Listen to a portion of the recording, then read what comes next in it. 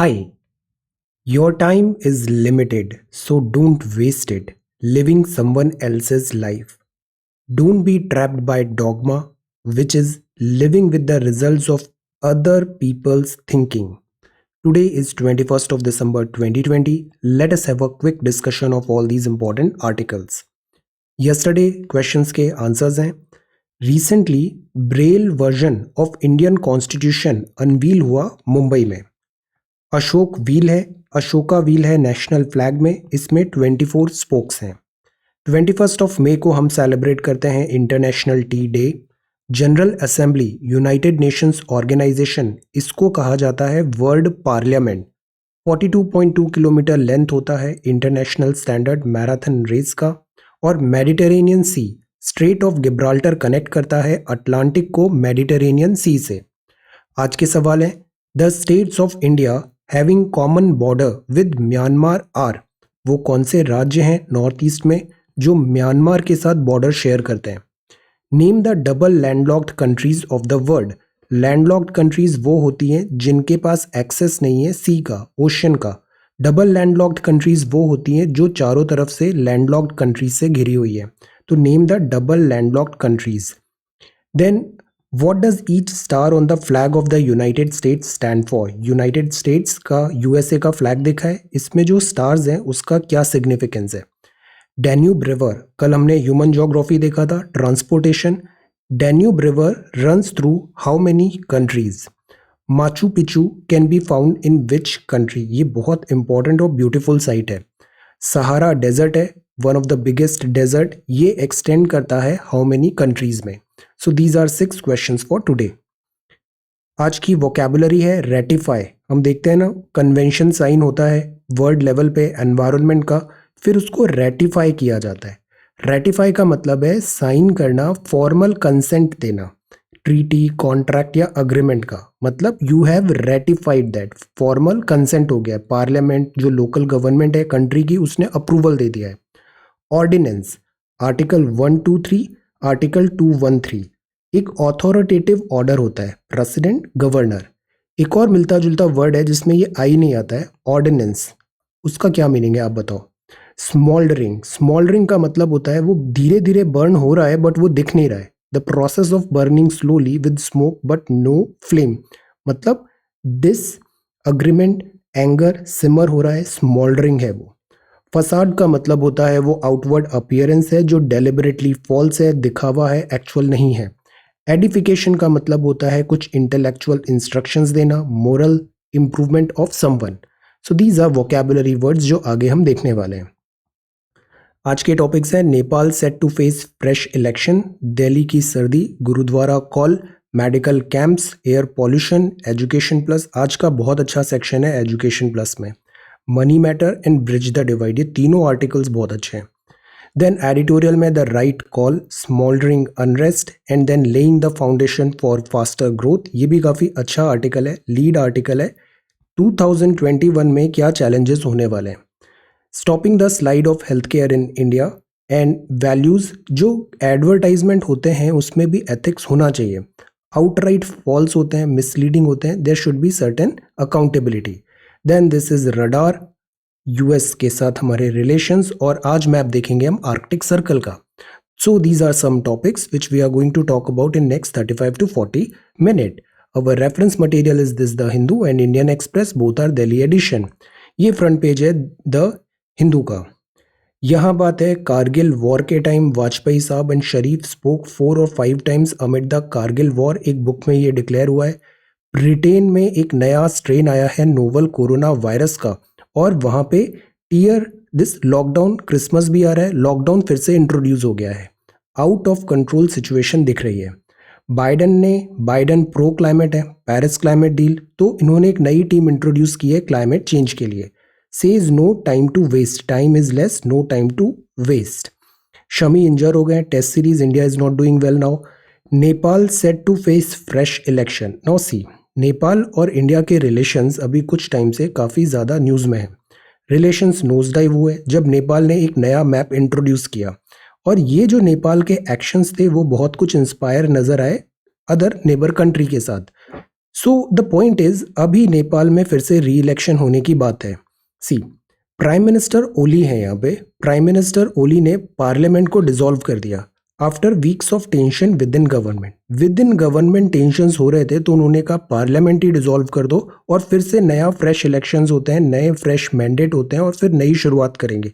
ये उनका सोचने का तरीका है। सो डिसोल्यूशन ऑफ पार्लियामेंट किया इन्होंने और जनरल इलेक्शंस अनाउंस कर दिए। और ये जो हुआ इसको रेटिफाई भी कर दिया वहाँ की प्रेसिडेंट ने। प्रेसिडेंट का नाम है विद्या देवी भंडारी। जो बंगाली होते हैं ना वो व को ब बोलते हैं, ऐसे मेरा नाम भी चेंज हो जाता है, ब हो जाता है वो, दैट इज बी। रीजन, अब रीजन क्या है? रीजन है problems with in the party. पुष्प कमल दहल प्रचंड, पुष्प कमल दहल प्रचंड ये मेजर चैलेंजर हैं। 30th of April and 10th of May election date decide हुआ है। अब इसमें हमारा क्या स्टैंड होगा? नाउ वी नो कि यहाँ पे इलेक्शंस होने वाले हैं। हम कोई भी स्टेटमेंट अभी पास नहीं करेंगे, मिनिस्ट्री ऑफ एक्सटर्नल अफेयर का वेट करते हैं ऑफिशियल क्या स्टांस होता है। Wait, watch and take notes, IR में यही फिलॉसफी फॉलो करना है, wait, watch and take notes. So Nepal set to face fresh elections. अब this is the second one, gurdwara call. Prime minister ने विजिट किया गुरुद्वारा रकाबगंज साहिब इन न्यू दिल्ली में। ओकेशन क्या था? 400th प्रकाश पर्व था गुरु तेग बहादुर जी का ऑन संडे। इस पे भी हमने नोट्स प्रिपेयर किए थे, have a look previous video. Gurudwara call, ये न्यूज़ है। 3.4 degree centigrade Delhi records coldest day of season. Season का सबसे ठंडा दिन था 3.4 डिग्री सेंटीग्रेड। एक दो दिन पहले हमने एनडीए में गाइडलाइंस प्रिपेयर किया था, कोल्ड है, कोल्ड वेव सिचुएशन है, यू आर अ डीएम और आप क्या मेजर्स लोगे। You wrote some very good answers. उसमें ना ये चीज़ें भी रिफ्लेक्ट होनी चाहिए। फॉर एग्जांपल जैसे ये होमलेस पीपल है, they keep warm under the flyover at Nizamuddin. अब एज अ डीएम आप इनके लिए क्या क्या कर सकते हो? Think in this line. Then behind cold December, reason क्या है? इंडियन एक्सप्रेस में ये लिखा है कि according to IMD scientist cold winds blow हो रही है वेस्टर्न हिमालय रीजन से, ठंडी हवाएं आ रही है और स्नोफॉल भी काफ़ी हुआ है इस मंथ में। सो दैट इज़ वाई वो स्नोफॉल एंड हवा जो इस डायरेक्शन में बह रही है तो ठंड बहुत ज़्यादा बढ़ गई है। Plus clear skies at night होते हैं तो इससे रेडिएशंस भी गॉन हो जाता है। क्लाउड्स क्या करते हैं? ये रेडिएशंस को वापस सेंड बैक कर देते हैं अर्थ सरफेस में, तो थोड़ा गर्मी बनी रहती है। बट अगर क्लाउडलेस क्लियर स्काईज है तो हीट लॉस ज़्यादा होता है। प्लस ला नीना का कुछ दिन पहले हमने कॉन्सेप्ट देखा था। ला नीना क्लाइमेट पैटर्न भी एक रीजन है जिसके कारण डिप इन टेम्परेचर हुआ है this month. So these are the geographical reasons, because of that इतना ज़्यादा ठंड हो रहा है इस साल। Sunday morning in capital colder than Shimla and Mussoorie था। So this is the second news. Third news जो है दैट इज, अब जो थर्ड है, so this is 1 2 3, then this is the next one. So ये फ्रंट पेज है द हिंदू का। This is the news, medical camp set हुआ है, protest site treat eye issue due to pollution. See, pollution Delhi में बहुत बड़ा problem है। Pollution, team of 9 doctors आए यहाँ पे और ये आई साइट्स और ऐसी भी प्रॉब्लम हो रही है, रेस्पिरेटरी प्रॉब्लम होती है। सो जो पॉल्यूशन एक ऐसी चीज़ होती है ना, इसका कोई एक डायरेक्ट लॉस नहीं होता है, इसका बहुत सारे डायरेक्ट लॉसेस होते हैं और अनगिनत इनडायरेक्ट लॉसेस भी होते हैं।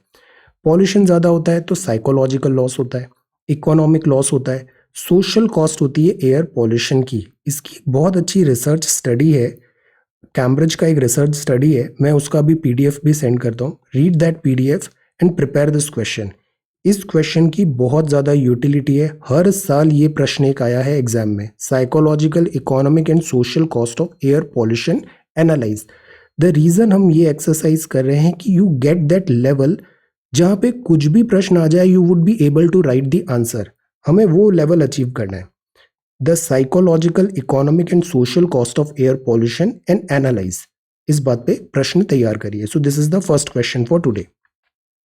अब जो नेक्स्ट है that is this 3.4 degree centigrade city record coldest day, ये दिल्ली की न्यूज़ है। फिर हम आगे बढ़ें तो एजुकेशन प्लस है, ये मंडे को आता है और इसमें बहुत अच्छे इंसाइट्स आते हैं एजुकेशन सेक्टर से रिलेटेड, एम्प्लॉयमेंट से रिलेटेड, स्टूडेंट्स से related. Again this is a very good page.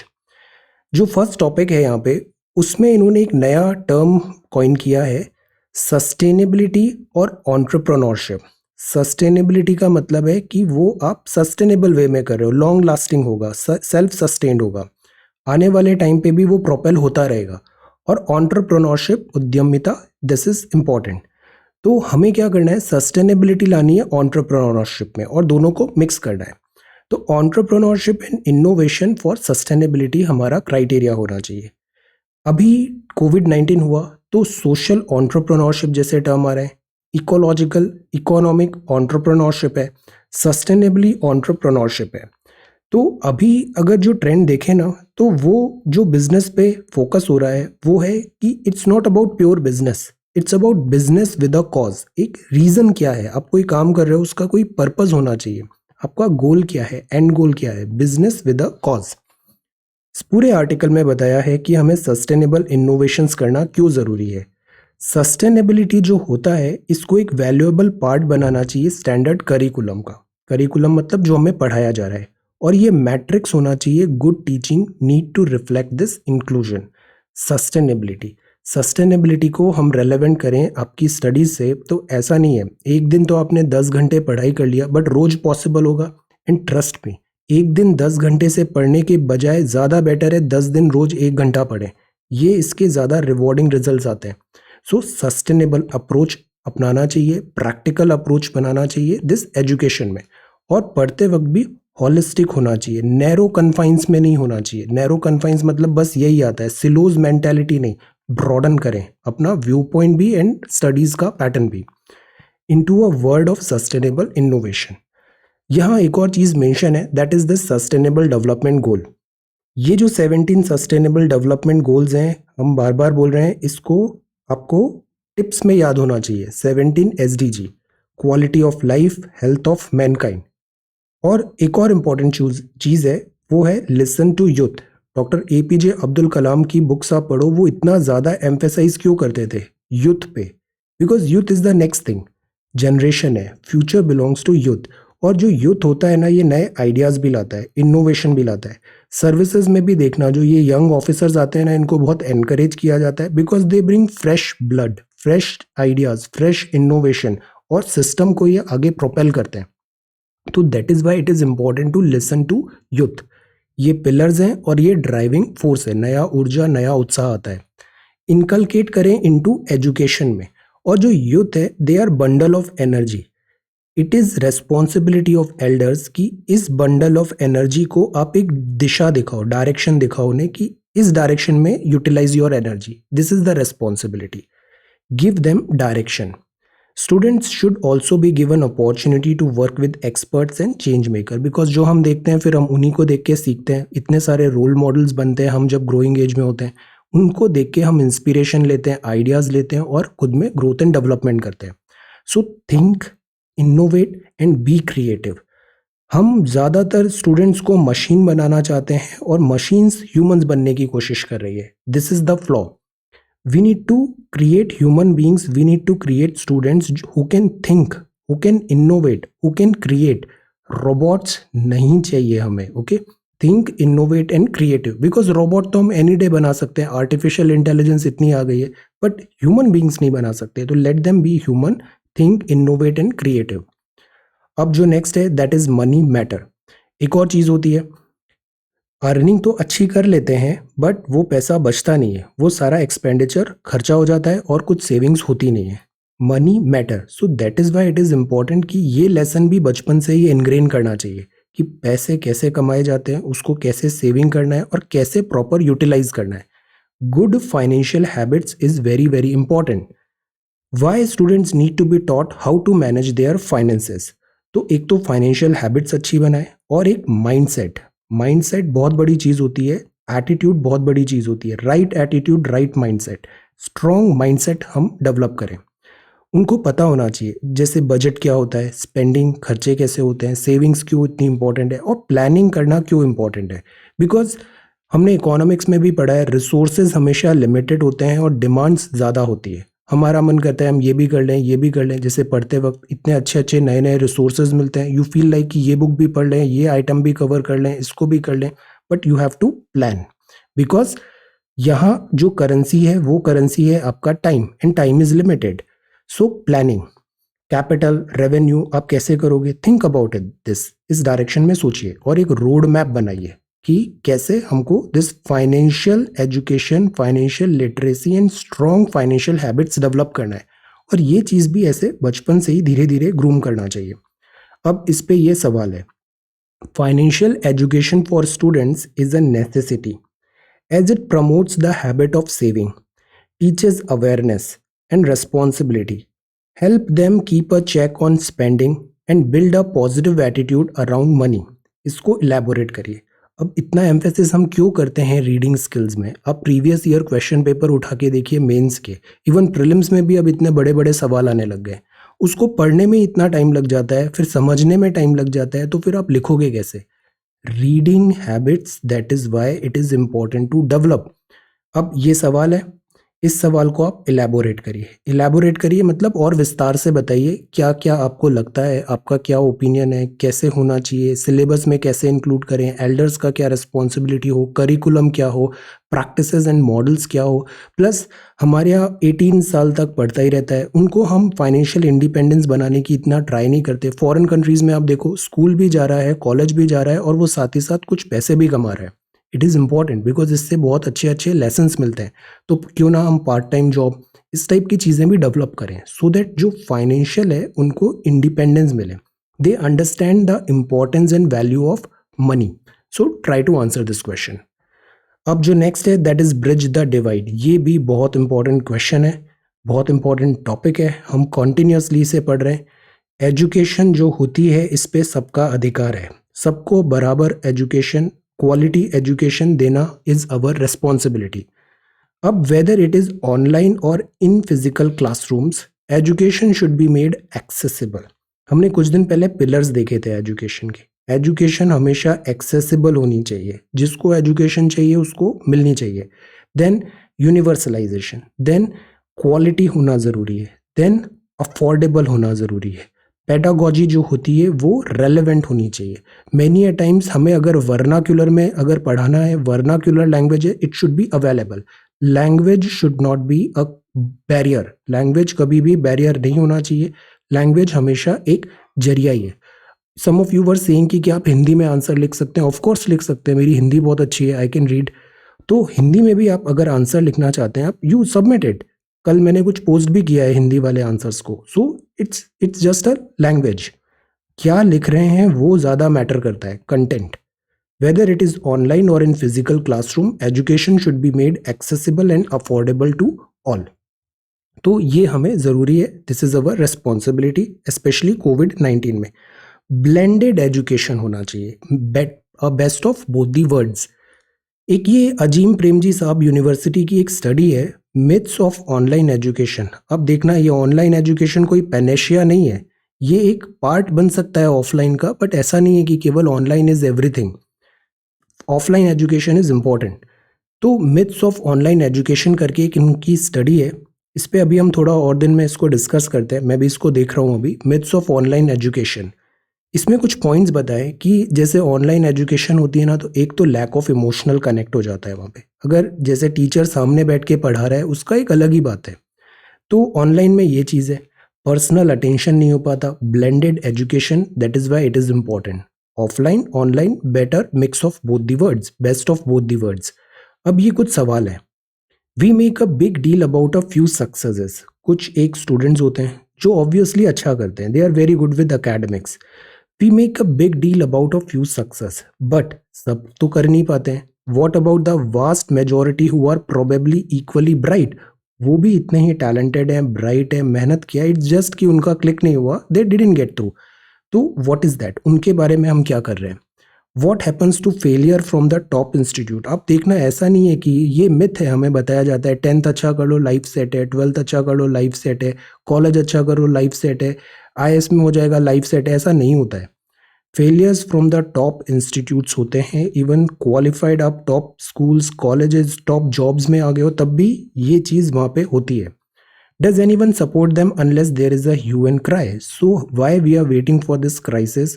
Crisis होने से पहले ही हम उसको एड्रेस क्यों नहीं कर रहे हैं? And the third thing is all round development is important. Academics में बहुत अच्छा है बट उसको लाइफ स्किल्स नहीं आती। लाइफ स्किल्स भी बहुत इंपॉर्टेंट है लाइफ में सर्वाइव करने के लिए। All round development is required. So these are some points which we should keep in mind. Education plus. अब जो ये नेक्स्ट है the right call. The right call editorial है. अभी कुछ दिन पहले हमने पढ़ा Andhra Pradesh high court order an inquiry into a constitutional breakdown was overreach, और ये सुप्रीम कोर्ट ने कहा. इसका बैक स्टोरी क्या था? हमने 352, 356, 360 एंड 365 इमरजेंसीज भी देखे. State emergency presidential rule 356 and then 365. The right call. Andhra Pradesh में क्या हो रहा है बेसिकली, जो जुडिशरी है, हाई कोर्ट है वहाँ की, और जो गवर्नमेंट है, जो स्टेट गवर्नमेंट है, इन दोनों के बीच में टसल चल रहा है. जुडिशरी के पास एक केस आया, उसमें कंप्लेन था, और वहाँ पे हेबियस कॉर्पस लगाया जुडिशरी ने, ब्रिंग द बॉडी. ये रिट्स होती है. रिट्स के नाम बताइए सारे, कुछ दिन पहले हमने पढ़ा है रिट्स. Habeas corpus. जुडिशरी ने हेबियस कॉर्पस लगाया आर्टिकल 356 के थ्रू. अब जुडिशरी ये देखने लग गई वहाँ की हाईकोर्ट की कि क्या आंध्रा की जो गवर्नमेंट है यहाँ पे एडमिनिस्ट्रेटिव इनएफिशिएंसी है. अगर ऐसा है तो यहाँ पे कॉन्स्टिट्यूशन फॉलो नहीं हो रहा है, तो क्यों ना आंध्र प्रदेश की जो स्टेट गवर्नमेंट है उसको हटा के प्रेसिडेंट रूल लग जाए. This is another thing. हम इस मैटर में नहीं जाएंगे. This is another thing. The point is क्या हाई कोर्ट के पास ये पावर है? बिकॉज ये जो चीज़ें होती है ये एग्जीक्यूटिव का वर्क है, और मॉन्टेस्क्यू प्रिंसिपल फॉलो होता है separation of power. Judiciary, executive and legislative दोनों एक दूसरे के डोमेन में इंटरफेयर नहीं करेंगे. और ये प्रेसिडेंट रूल जो है this is a power of executive, तो जुडिशरी के बीच में आ रही है. सुप्रीम कोर्ट ने फिर इस बात को कॉग्निजेंस लिया और जुडिशरी हाई कोर्ट को बोला hold your horses, calm down. Job of executive है ये president rule. Separation of power is important. India में doctrine of check and balance चलता है. So this is the right call. Smouldering unrest. Smouldering unrest. अब see, हम हमेशा judgement थोड़ा save करके रखते हैं. कोई भी न्यूज़ आता है उस पर तुरंत कमेंट नहीं देते, और ऐसा ही होना चाहिए. अब सी, एप्पल का अभी न्यूज़ आया कुछ दिन पहले, कर्नाटका विस्ट्रॉन फैसिलिटी, यहाँ पे वायलेंस हुआ. फ्रंट पे ऑन द फेस ये लग रहा था कि ये जो वायलेंस हुआ लॉ एंड ऑर्डर प्रॉब्लम है, रूल्स फॉलो नहीं हुए, सिक्योरिटी नहीं हुआ, इससे हमारी इमेज का क्या होगा, and then ease of doing business का क्या होगा, suppliers issue etcetera, which is good, which is required कि रूल ऑफ लॉ होना चाहिए. बट अब इसमें दूसरा एंगल भी है. ये जो एप्पल है ना, एप्पल कंपनी, ये आउटसोर्स करती है मैन्युफैक्चरिंग को. जैसे कई स्पेयर पार्ट्स बनाने या फिर असेंबली करनी है, दूसरे कंपनीज को बोलती है कि आप हमारा काम करो. ऐसी ये कंपनी है ताइवान की सप्लायर विस्ट्रॉन. इसका ये प्लान था. यहाँ इनइक्विटेबल लेबर कैपिटल रिलेशन हुआ, और इसी का ये नतीजा हुआ ये वायलेंस. तो ये इंडिया की इन्वेस्टमेंट डेस्टिनेशन क्रेडो को नो डाउट क्रेडिबिलिटी को भी हिट कर रहा है. बट द पॉइंट इज यहाँ लैप्सेस हुए हैं. लेबर जो है लॉज हैं, लेबर लॉज हैं और लेबर राइट्स हैं, उसका वायलेशन हुआ है. तो ये स्मोल्डरिंग अनरेस्ट था. लेबर ने जो अनरेस्ट किया, violence although we never justify, but there were reasons कि ये जो ताइवान सप्लायर है विस्ट्रॉन, इनकी जो वर्किंग स्टाइल है वो करेक्ट नहीं थी.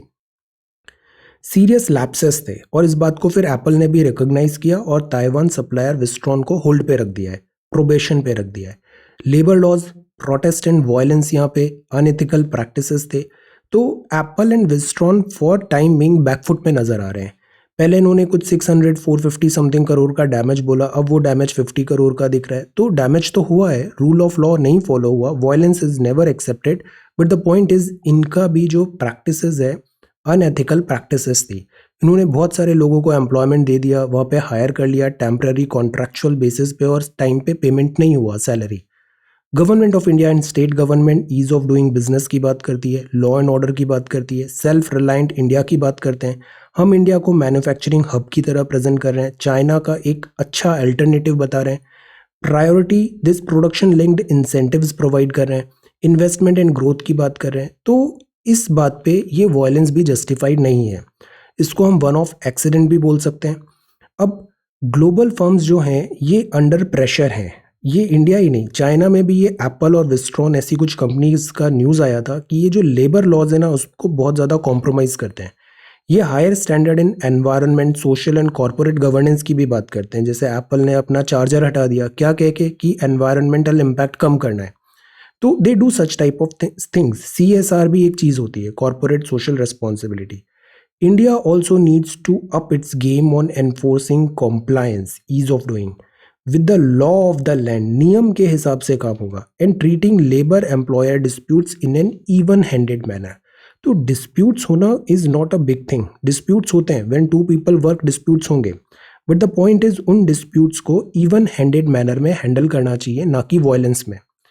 It may be good time for the government to rekindle, वापस लाएं, रिकिंडल करें एक ट्राईपार्टाइट डायलॉग मैकेनिज्म, जिससे ट्रेड यूनियन, एम्प्लॉयज और इंडियन लेबर कॉन्फ्रेंस टाइप हम ऐसा कुछ सिस्टम लाएं, मैकेनिज्म लाएं, सो दैट जितना भी ये स्मॉल्डरिंग अनरेस्ट है ये टाइमली सॉल्व हो। ऐसा नहीं हो कि फिर वो वायलेंस बन के आए, because it is not good for companies, it is not good for country, ये किसी के लिए ठीक नहीं है, वायलेंस कभी भी एक्सेप्ट नहीं होगा। So this is the thing. अब जो नेक्स्ट है, laying in the foundation for faster growth. See, decline हुआ 2020-21 में, इकोनॉमिक्स के लिए ये क्राइसिस का टाइम था, नाइटमेयर था। पैंडमिक अब भी कंप्लीट हुआ नहीं है, सेकेंड स्ट्रेन आने लग गया यूके में, लेट्स सी इंडियन इकोनॉमी क्या वापस रिबाउंड हो पाएगी, इस बात पे सवाल है। इकोनॉमिक्स आज की डेट में इकोनॉमिक्स पे कुछ बोलना ही नहीं चाहिए, बिकॉज इतनी अनसर्टेनिटी है, नोबडी नोज व्हाट्स हैपनिंग। अभी वायरस का स्ट्रेन अगर सीरियस हो गया, वैक्सीनेशन रिजल्ट्स नहीं लाए, तो फिर से लॉकडाउन लग जाएगा, फिर से एक लूप हो जाएगा। सो इट इज़ बेटर कि we do not comment on numbers and facts and figures, because these are very volatile. Non economic factor ने इकोनॉमिक क्राइसिस लाया, ये चीज़ समझने की है। नॉन इकोनॉमिक मतलब जैसे पैंडेमिक हुआ, वायरस हुआ, ये कोई इकोनॉमिक फैक्टर नहीं है। 2007-8 का जो रेसेशन हुआ था, वो लेहमन ब्रदर्स फेल हुए थे, वो इकोनॉमिक रीजन था, पुअर पॉलिसीज थी, एनपीएस बढ़ गए, तो हमें पता था this is the enemy economy का और यहाँ हमें वर्क करना है। But this time we don't even know the enemy and we don't know how to deal with it. Non economic factor ने इकोनॉमिक क्राइसिस लाया है, तो इसका कुछ आंसर है नहीं हमारे पास। सवाल है, हाउ वाज 2020-21 कैसा गया, मॉनेटरी पॉलिसीज कैसे लाएंगे, बजट क्या आएगा। अभी फाइनेंस मिनिस्टर ने ट्वीट भी किया था, वो सबसे इंटरेक्ट कर रहे हैं, क्वेश्चंस एंड दिस एस्पायरेशंस पूछ रहे हैं, what do you want in budget. Global environment कैसा होगा, ट्रेड एंड इन्वेस्टमेंट कैसा होगा, रिफॉर्म्स क्या लाने चाहिए, क्यों लाने चाहिए, किस स्केल पे लाने चाहिए। नाइटमेयर था 2021, कुछ पॉजिटिव्स भी थे। रिकवरी डिपेंड करेगी कोविड पे। आरबीआई की पॉलिसीज जो थी वो अकोमोडेटिव थी, फिस्कल पॉलिसी मतलब गवर्नमेंट, मॉनेटरी पॉलिसी मतलब आरबीआई। रिडक्शन किया इंटरेस्ट रेट में ताकि लिक्विडिटी बनी रहे, बट लिक्विडिटी बनती है तो इन्फ्लेशन भी आ जाता है, तो this is again a threat. 4 ± 2% mandate है और हम 6% टच कर रहे थे, क्रॉस भी कर रहे थे। गवर्नमेंट एक्सपेंडिचर बढ़ना चाहिए, एक्सपेक्टेड भी था, बट सो फार ये डिसमल है, जितना स्केल का गवर्नमेंट एक्सपेंडिचर चाहिए वो आया नहीं है अभी तक। नेशनल इंफ्रास्ट्रक्चर पाइपलाइन में प्रोजेक्ट्स आ रहे हैं, that is good.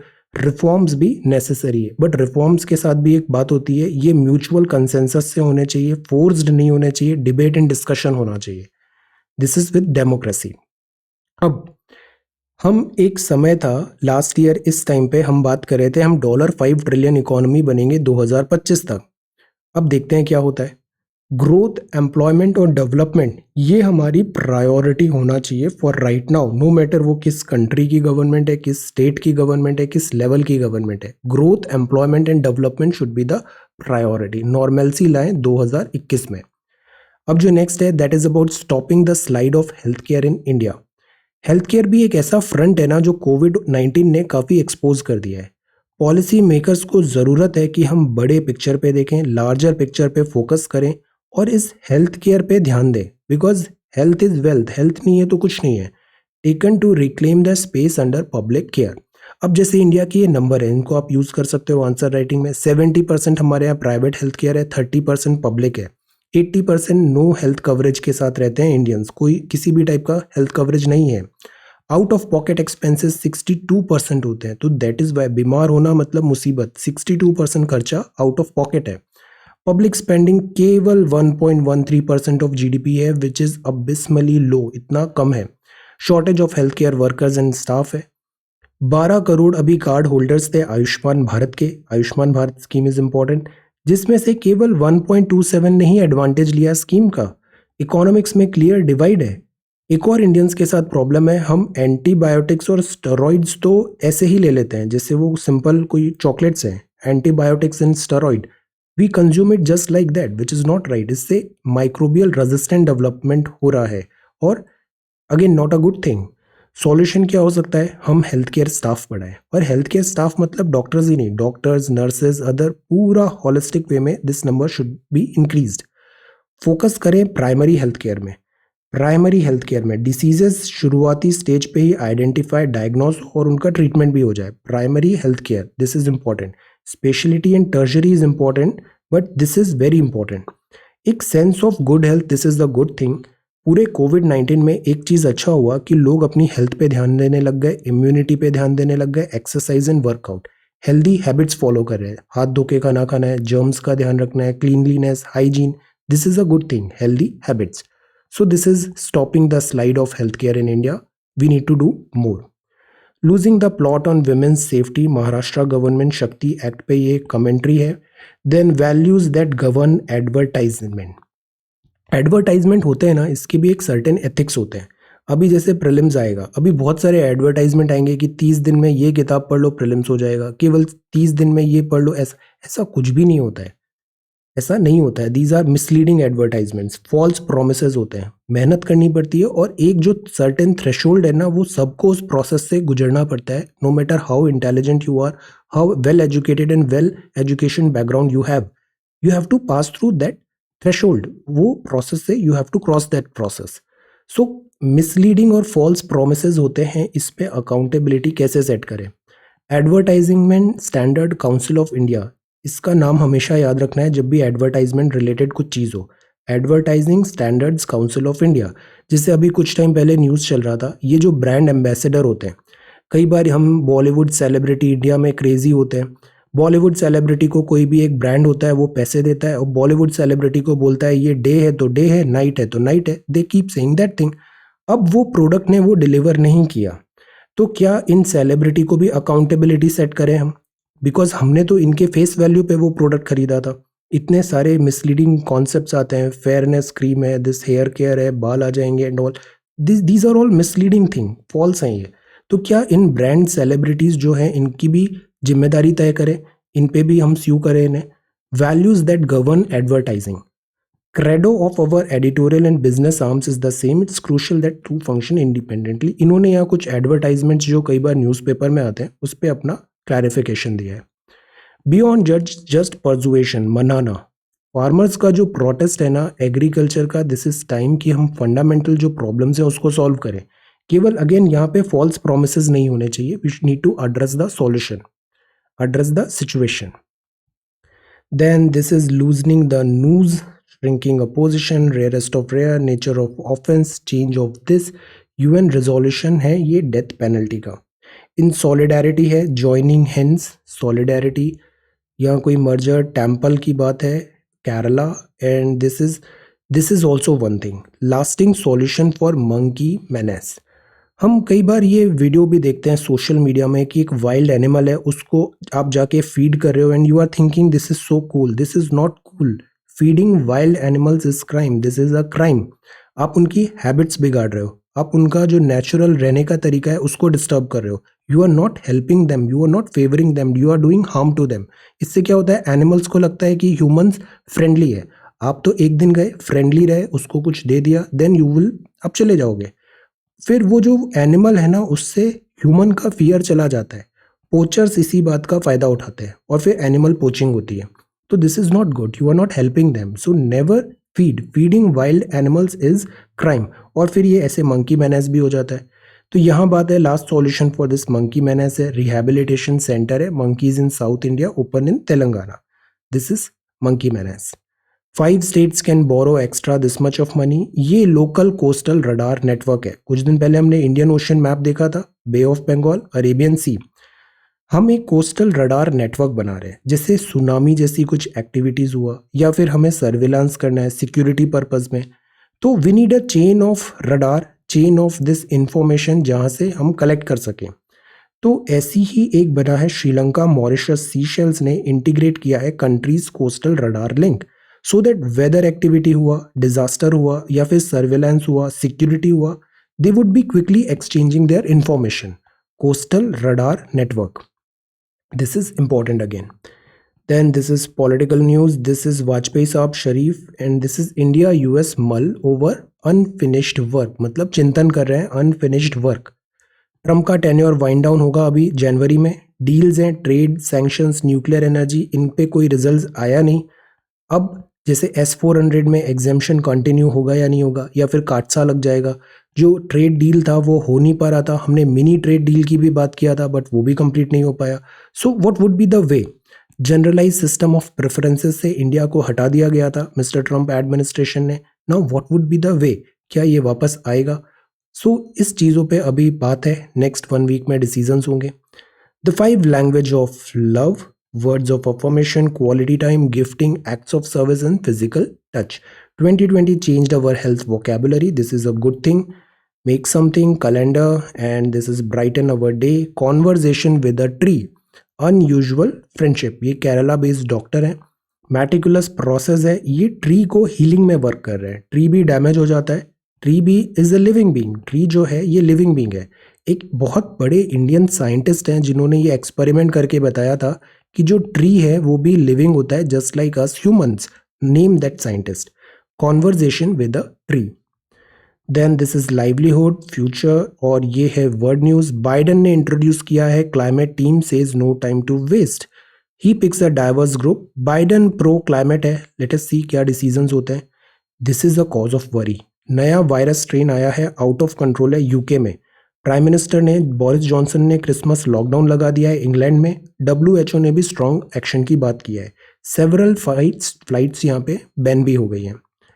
Then this is Kabul. Differences threaten to sink post Brexit trade deal. मैंने कहा था ना इसमें कुछ नहीं होगा। Post Brexit trade deal hack response will go beyond just sanctions. Nigeria.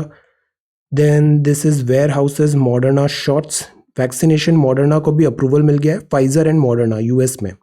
Equity borrow don't sell, और शमी आउट हो गया है। फ्रैक्चर्ड आर्म, इंडिया के वरीज कंटिन्यू। ऑस्ट्रेलियन टूर अच्छा हो नहीं रहा है। Then this is indigenous sports. इसका भी एक बहुत अच्छा ट्वीट भी आया है। मिनिस्ट्री ने गटका, कलारीपयट्टू, थांगटा और मल्लखम्ब, ये क्या है? ये मार्शल आर्ट डांस फॉर्म है। गटका, कलारीपयट्टू, थांगटा और मल्लखम्ब। ट्विटर में कुछ बहुत अच्छे इसके विजुअल्स एंड ट्वीट्स हैं, have a look. Srajan India 1 is the name of Twitter handle. Includes gatka, क्लारीपेयट्टू, Thangta, mallakhamb. Khelo India youth games 2021 में ये इंक्लूड किया है, विच इज एक्सेलेंट। अब इंडियन एक्सप्रेस की बात करते हैं। Let's go through quickly. Prime minister ने यहाँ पे रकाबगंज साहिब विजिट किया। India experts to meet today. नया वायरस का जो स्ट्रेन यूके में आया है। Then this is city news. Cold, it's the season, Christmas festival time आ रहा है। Then year on withdrawal, Pathalgadi cases crawls. ये झारखंड में कुछ जगह इन्होंने ऐसे पत्थलगड़ी लगाया था और जिसमें इन्होंने कॉन्स्टिट्यूशन लिख के रख दिया। कॉन्स्टिट्यूशन में इन्होंने बात किया कि ये जो ट्राइबल एरिया है, ट्राइबल एरिया में हमारे यहाँ शेड्यूल 5 शेड्यूल 6 है, इनको बहुत ज़्यादा इंडिपेंडेंस मिला है, इनको पैसा भी मिला है, panchayat extension in scheduled areas. So they were demanding kind of autonomy in certain things. Then 2017, ये देखिए एक नया डेवलपमेंट है। इसने शिकारा को एम्बुलेंस में कन्वर्ट कर दिया। ये पिक्चर है डल लेक का, वाटर एम्बुलेंस। इनोवेशन, इंडियंस बहुत इनोवेटिव होते हैं। Then the Bengal fight, beyond the new facade, parliament building, wages of discontent. This is Wistron case. इस पर एक टैब रखना है, काफ़ी इंपॉर्टेंट न्यूज़ है ये। द फूड सिक्योरिटी का bargain, the missing second revolution, fundamental changes की ज़रूरत है एग्रीकल्चर में।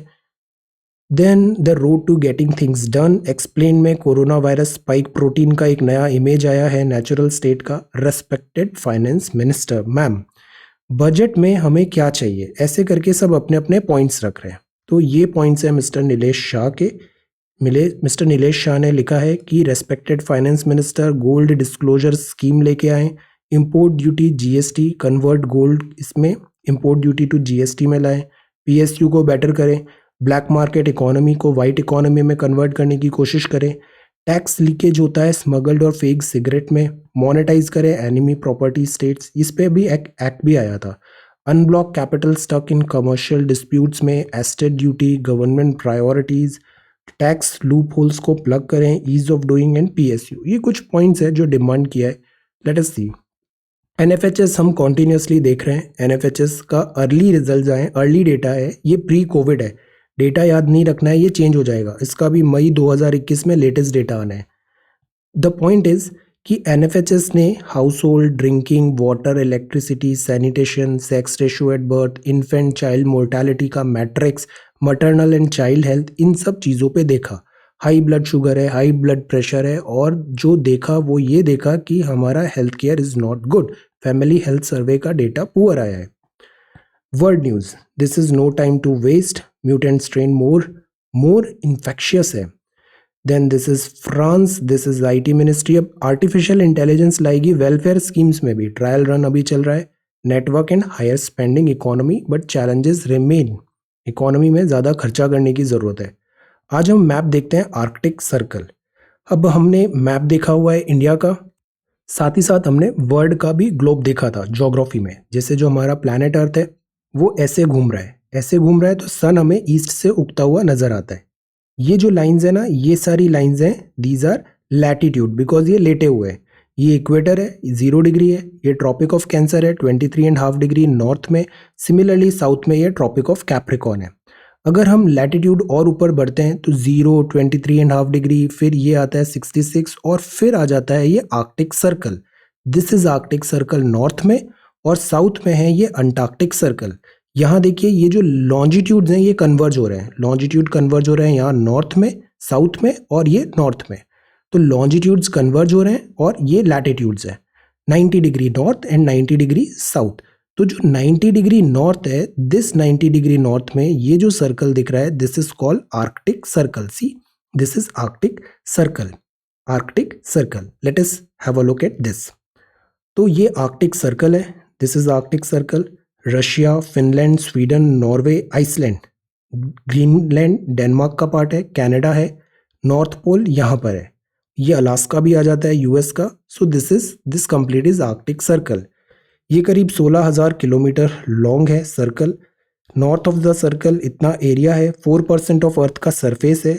ये पास होता है Arctic Ocean, Scandinavian peninsula, North Sea, Northern America, और ग्रीनलैंड। ये पूरा है this Arctic circle. So today we talked about Arctic Circle, unfinished work, certain headlines, and misleading this advertisements. Then healthcare in India. This is about faster growth, laying the foundation, smoldering unrest, the right call, bridge the divide, money matter. Try to answer this question. क्यों ज़रूरी है money matter, financial education भी, psychology of this pollution, and Nepal. So this is 21st of December 2020. Thank you so much for watching this video. Take care, study well, and be safe.